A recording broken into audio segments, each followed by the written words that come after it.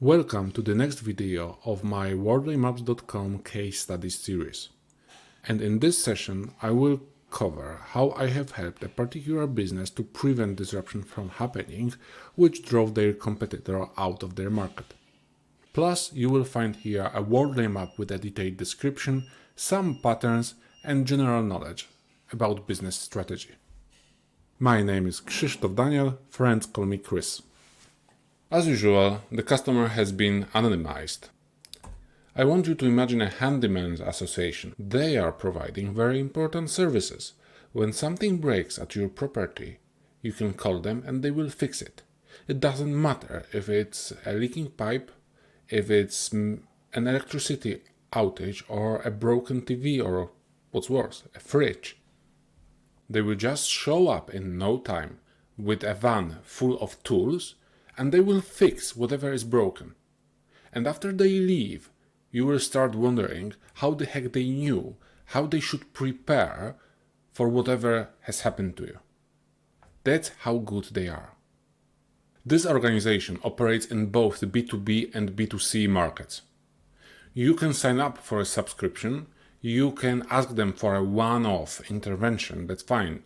But because of the quality of their services, they are often considered to be a perk which your employer is willing to sponsor, especially if you are traveling a lot, because that removes a particular pain for employees. When you are traveling and something breaks in your house, you need to fix it fast. Unfortunately, the quality of handyman services isn't enough today. They have been operating successfully for many decades. They have a long-standing tradition of operating call centers, but they recognize that they need to modernize customer access. They are thinking about mobile apps and other stuff. And by pure coincidence, there is a market unicorn, a startup, which wants to help them at their journey.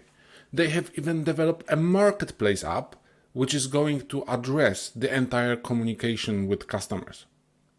Unfortunately, there is lack of agreement in this particular organization whether they should partner with this startup.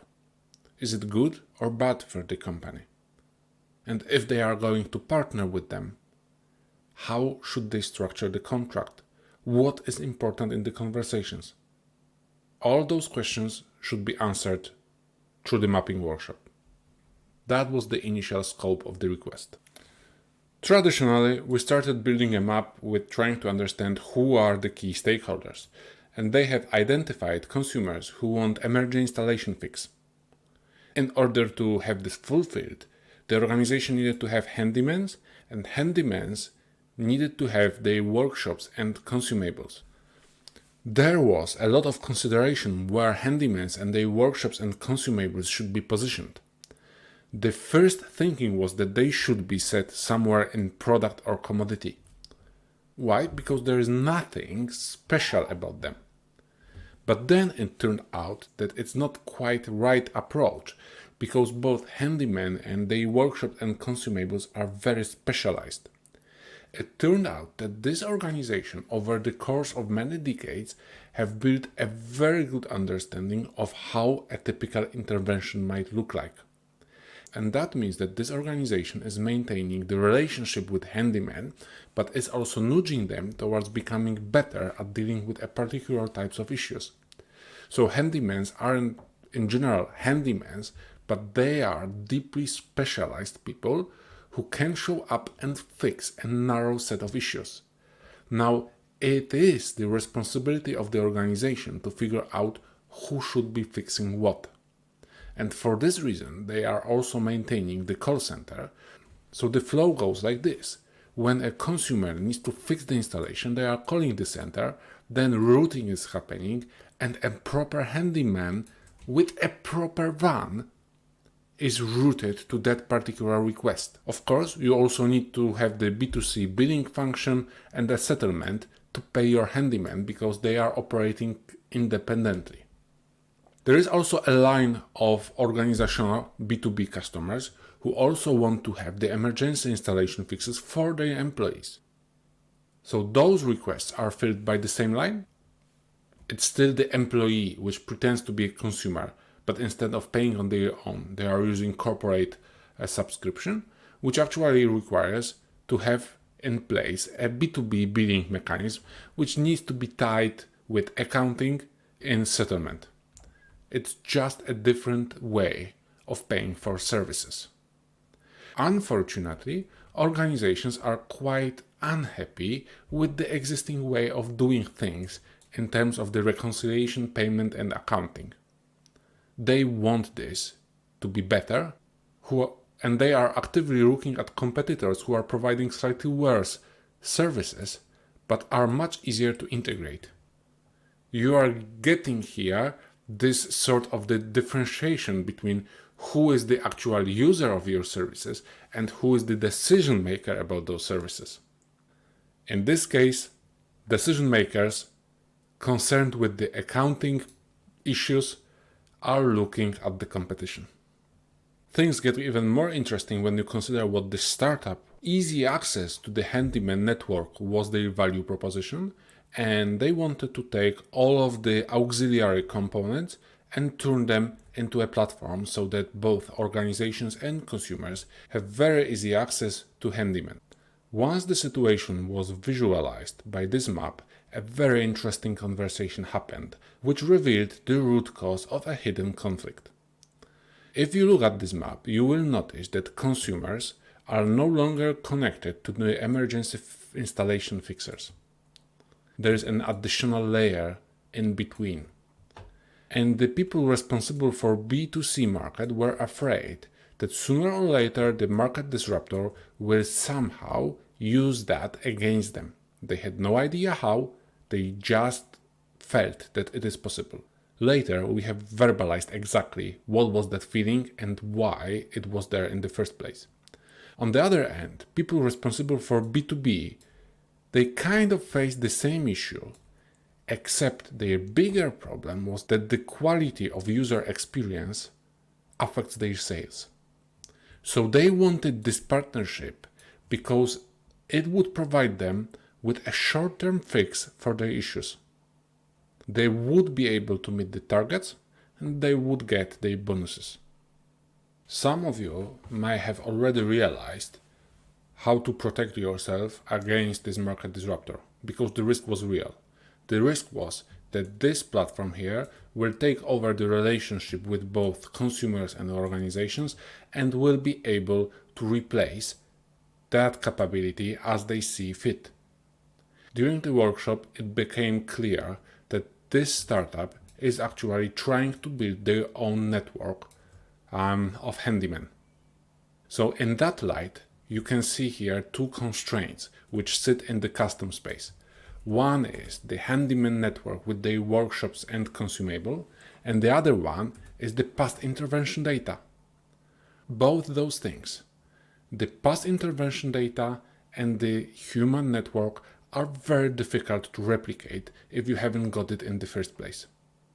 So if you don't have those, you can't really operate in this particular market. You have to find a way to build those capabilities.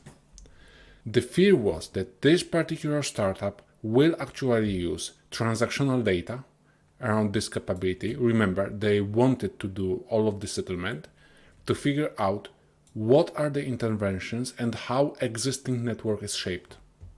That would provide them with insights into how to build their own network of handymen and workshops consumables. There was a couple of ways to prevent the disruption from happening at that particular time. It was clear that this disruption will happen sooner or later, but this organization had actually a little bit of negotiation power and could try to get the best deal for itself. The easiest way to prevent disruption from happening would be to prevent the disruptor from entering the market. That would require accepting the short-term revenue dent caused by insufficient user experience and reinvent it on your own. The other two constraints are here in the custom space, which are the handyman and their network and the past intervention data. So if there was no way to prevent the cooperation from happening, then perhaps securing the handyman network was one way to go, and that could be rather easily accomplished by slightly lowering the prices and increasing the utilization of handymen so that they would have no time to work for multiple marketplaces. If the relationship between the handyman's organization and handymans would be strong enough, then the market disruptor wouldn't be able to compete on that particular capability. And the third way was to protect the past intervention data. There was no way that the market disruptor would be able to recreate that. It didn't exist anywhere else. Unfortunately, being clear and loud about your strategy in that particular case wasn't an option, because the moment you verbalized that those are the key constraints, you would inform the disruptor where to look. Therefore, the best strategy in this particular situation was to start conversations and negotiation with the disruptor without the real intent of completing them.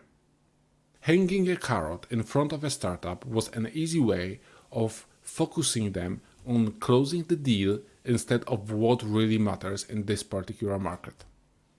So let me be clear, the end result of this session was that the market disruptor was driven out of this particular market. They didn't manage to build their own handyman's network. There's a couple of very important lessons which I have taken from that workshop. First of all, you want to protect your attention. If you are in a difficult situation and you need something to happen, imagine if you are a startup and you need to close a deal, then even a vague vision of a potential cooperation can derail your thinking and hide the real opportunities in your environment. Second of all, if you are an organization which has a long history of operations, you've actually got quite a lot of data and potentially quite a lot of other constraints such as relationships. You don't want to let this out, because this might be a secret source which keeps you in the market. The next lessons learned is that customer relationship is key. And finally, political aspect is always important. As we have learned after the workshop, the person responsible for the B2B line in this situation came from a different social background than everyone else. To this day, I wonder whether this person knew what they were signing up for and whether they knew that their business line is going to decline and that it will be very difficult to meet their targets. A part of me believes that the outsider was brought in because none of the insiders wanted to face this particular challenge. And this has a personal dimension, because each time when you face an opportunity, you should ask yourself a question about whether this is an opportunity and why nobody else is taking it. There might be things which you are not aware of. I hope that you have enjoyed this video. And if you would like to learn some of those patterns that I'm using in those sessions, please visit learn.wardleymaps.com. Thank you.